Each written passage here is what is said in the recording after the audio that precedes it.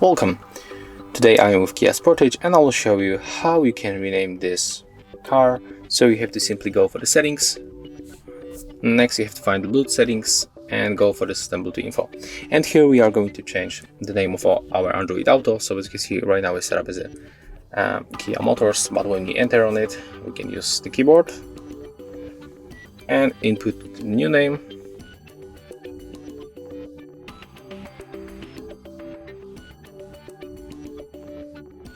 Then click OK on the right bottom corner, and as you can see the name of our device has changed. So right now when you're going to try to connect with Bluetooth, you will see that the name has changed. And that's it. So if you find this video helpful, remember to leave a like, comment and subscribe to our channel.